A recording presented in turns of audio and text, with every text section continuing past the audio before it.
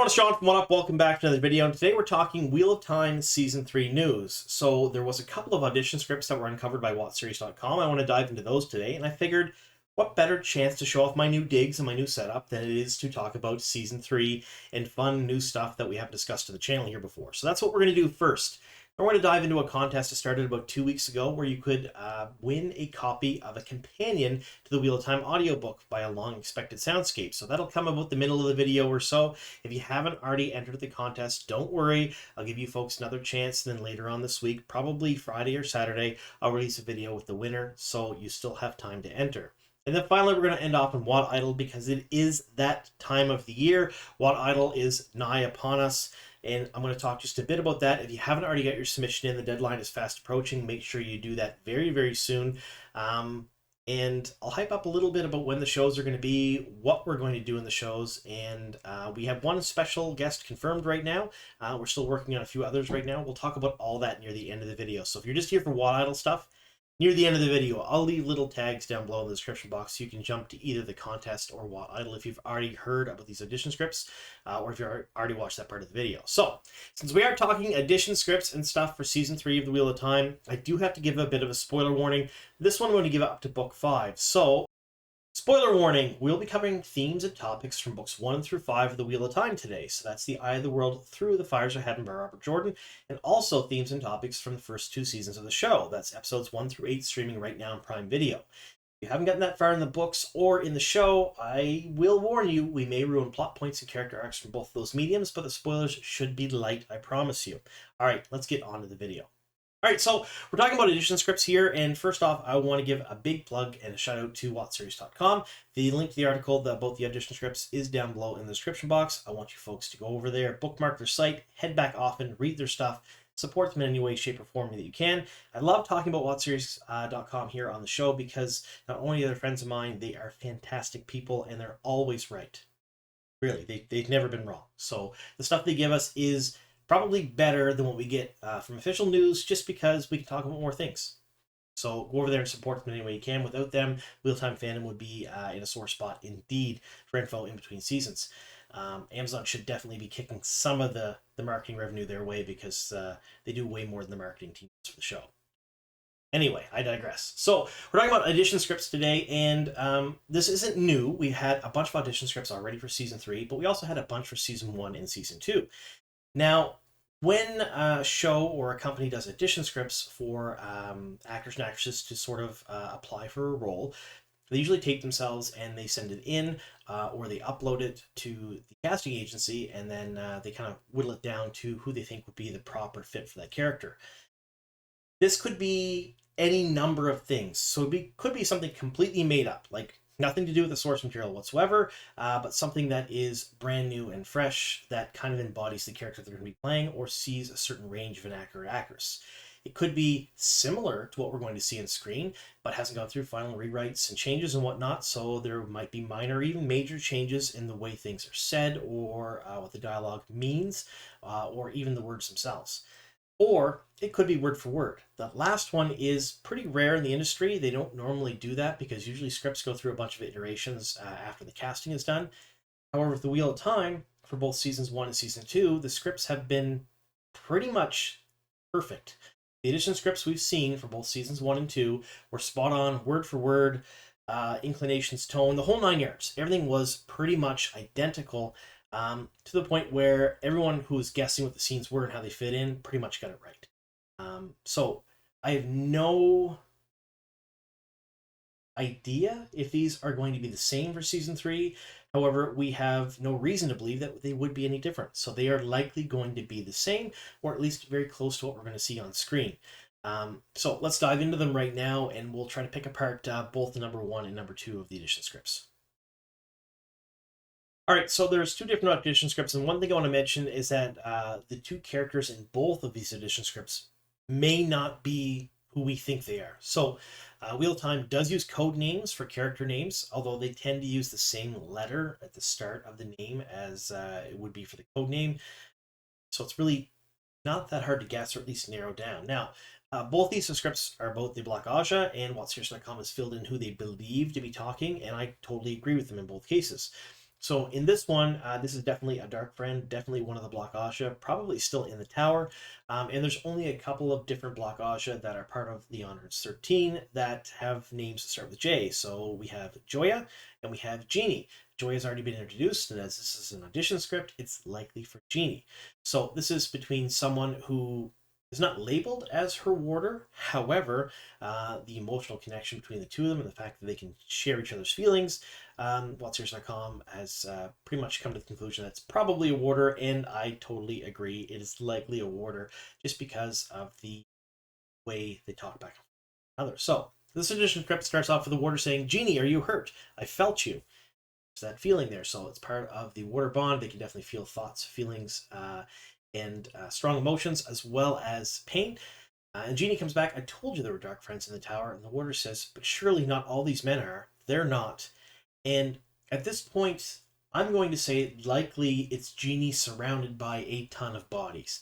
And I think this goes right back to Rafe Judkins had recently said during an interview the first 15 minutes of season 3 were bonkers. It was a whole bunch of women in their 40s and 50s just shredding each other. So I assume he's talking about the Tower Coup.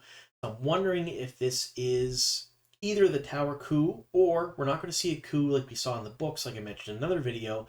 We'll instead see the Black Ajah fleeing the tower in the first episode, kind of breaking the tower, and the coup comes later, and it's more of a political maneuvering than another battle. I think that's more likely for the show, because we get a big battle up front out of the way. It's the Black Ajah leaving, which makes sense for where we're at in the show right now.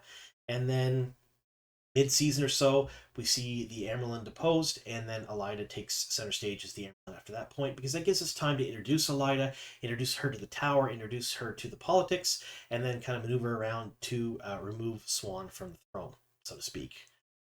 So I think that's what's going to happen anyway. So I believe at this point, Genie's probably surrounded by bodies. They're likely warders and tower guards. And Genie says, "You misunderstand, my love. I'm sworn to the dark. No, no, darling. Fighting won't help you now. Nothing will. A lifetime of training with your shiny swords, and what it's come to, incapacitated by a mere fraction of a droplet of power. The very idea that we require protection from you is insulting." Warder then says, "I loved you." Genie says, "I know." Kills him. Says, "Oh yes, I can feel it. Thank you, my love, for this final gift." So I totally believe that this does 100% kind of give some credence to my theory that the first 15 minutes or so of the show that is bonkers, that Rafe said is likely the Black Ajah kind of showing themselves in the tower and fleeing, likely going to Tenchiko and other areas within Grandland, so to speak.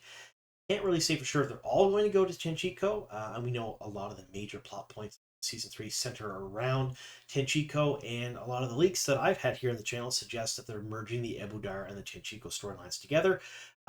So they're kind of we're probably going to see White Cloaks, Shan Chan, and Black Ajah all in one place at the same time. And that leads us right into our next audition script. All right, so this next audition script has an Aes Sedai with an A name and an unknown member, basically sort of questioning them. It seems like they're captured from the context of what's going on here.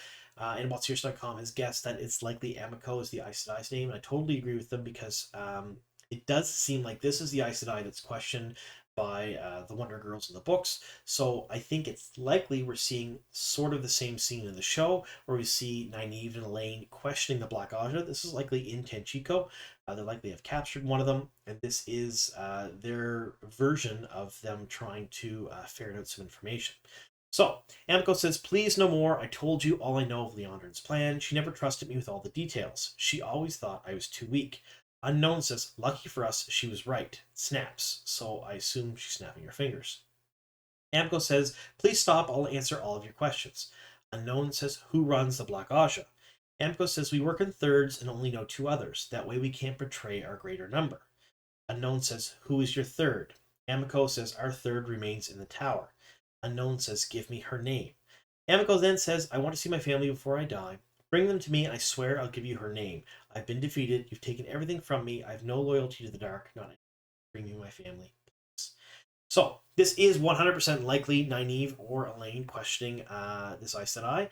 And what's interesting about this is we do learn about the thirds thing in the book, but it doesn't play a huge role.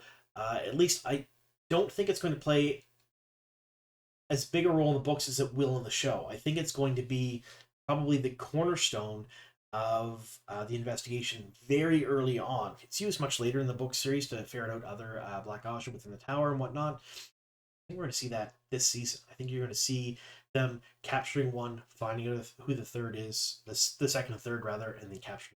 What's interesting about this is there's a couple of different things. We work in thirds and only know two others, and then the question is, who is your third? So I believe at this point, either Leandrin is the second, which makes sense because I told you all I know of Leandrin's plan, or perhaps there is another Aes Sedai that has been revealed or captured at the same time, because if this is Nynaeve or Elaine questioning Amiko, I would 100% think that, especially Nynaeve, and this, if I had to guess who the unknown questioner was, it sounds like Nynaeve. It's written as if it was for her. Nynaeve would definitely let slip that Leandrin is Black Ajah because she likes to express what she knows, and she likes to bully people into sort of going her own way. So I think she may have let slip that Leandrin is Black Ajah, and then Amco just takes it as sort of gospel, so to speak. And there may be another Aes Sedai here that we see on screen that's also Black Ajah. Now, I know for sure that we're getting Ispan in the third season. I released her casting probably 6 months or more ago here at the channel. So that could be the second Aes Sedai they're talking about here. No. But it's interesting to me that we get to the questioning this early on, and that I think that Nynaeve and Elaine are definitely going to be in Tenchiko to chase a Black Ajah. I think they're going to be in the tower near the start of the second season, and I think after Matt is healed and all the other things that are kind of going on there, they run off to Tenchiko, Swan's orders, and that is one of the downfalls of Swan. It is in the books, certainly. I think it will be in the show as well. I think the Black Ajah leaving the tower, her sending these two untrained girls after them, is just more fuel for the fire for Elida to sort of make her case to have her. Very interesting. Anyway, let me know in the comments down below what you folks think. Do you have different theories about these two different audition scripts? Do you think they're going to be word for word? I mean, pretty much everything has been so far, so I would guess that it will be. However, we could be wrong and it could be completely different. So let me know in the comments down below. Now, I did promise you a little bit about a contest, so let's get into that right now. All right, so this contest I'm talking about has to do with a long-expected soundscape, and I did a video with him probably 2 weeks ago now. So I've left a link to that video down below in the description box if you folks happen to miss it. I want you to go back and watch that video because it's some crazy good stuff. Essentially, the Cole's notes of it is it started out as a companion to the Lord of the Rings audiobooks. So he would do ambiance for the background, not just ambiance, sound effects, all kinds of different things. Horses. If you're near a hearth, you hear the fire. You would feel like you're a part or kind of immersed in the experience of the audiobooks because people would walk around you, horses would move around you, the grass would blow in the wind. Magic had a certain sound and feel that was like kind of the same throughout. You'd hear everything, and I am not a big audiobook person. I've said that quite a few times. I have listened to the audiobooks by Michael Reading. I've also listened to Rosamund Pike's audiobooks, and while they're both very good in their own right, I'm not an audiobook person. I don't have the attention span for an audiobook. My ADHD just doesn't allow me to listen to a book. It's just not enough. Reading is fine because I can go at my own pace, which is fairly quickly when I read, but audiobooks are too slow and I get bored easily. Listening to this in the background behind it alleviated all of that. It made me enjoy the book so much more. And I've listened to the first chapter of the Eye of the World, and it's fantastic. I will say that much. So the contest is to win a copy of the Eye of the World companion. So he did this for the Wheel of Time. He's doing it for Harry Potter and a bunch of other fantasy genres and book series as well. But he's doing it for the Wheel of Time right now. And his Kickstarter that's going to kick off in July for WotCon, and it's going to be for the full series. So sort of as a thank you for supporting the Kickstarter, you can get the Eye of the World, or you can purchase the Eye of the World. And he has all kinds of other stuff on his website, which I've left down below in the description box too. So how do you enter the contest? The contest is for a full copy of the Eye of the World audiobook companion. Basically play that and the audiobook at the same time. You need the audiobook for this to work. It doesn't include the audiobook. And you just be immersed in the experience as you go. To get one of those, you need to comment on that video. So that anybody who comments in that video was entered in the list, and I'll be drawing this Friday. There are a ton of comments in the video, don't get me wrong, but I know not everybody who watches the channel has seen the video because it didn't get viewed near as much as some of my other news things did. So if you want a chance at that contest, head back, watch that video, leave a comment, you may win world. Now, if you're not lucky enough to win a copy of The Eye of the World from Long Expected Soundscape, he did give me a discount code for you folks to use on your on his website, rather, to purchase some of his other products if you're fans of other fantasy series. So the website is down below, and the discount code is up25. It's also down below because if you're like me, you'll forget what I said 2 minutes after I said it. So it is written in the description box. You folks can take a look at that. Go to his website, pick out some things, and enjoy a discount on things because you happen to watch What Up, which is fantastic. So that's the contest. Now, we're finishing off with Wat Idol. Submissions are closing very, very soon, so if you haven't already submitted, please do so. Years past, we've extended the submission deadline. I'm not saying we're not going to do that this time, but I am saying that it is looming. Please try to get them in as soon as possible.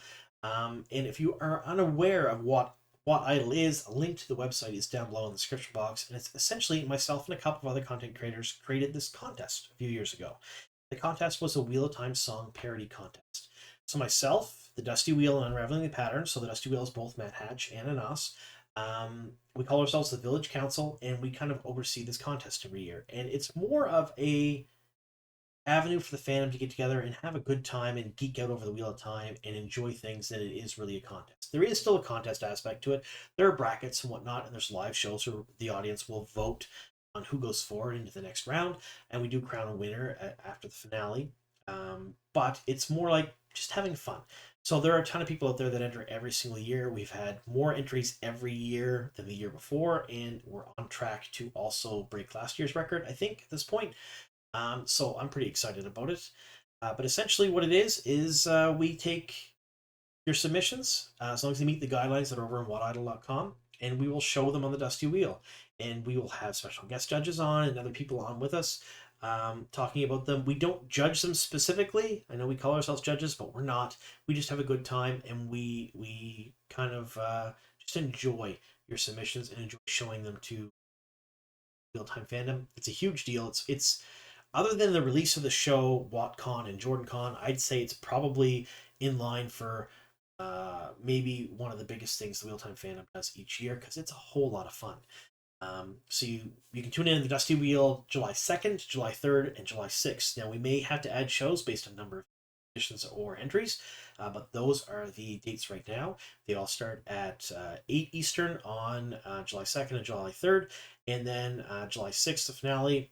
Kind of fluid right now, but we usually started earlier on in the day. I think the last couple of years we started it at 10 Eastern or 11 Eastern.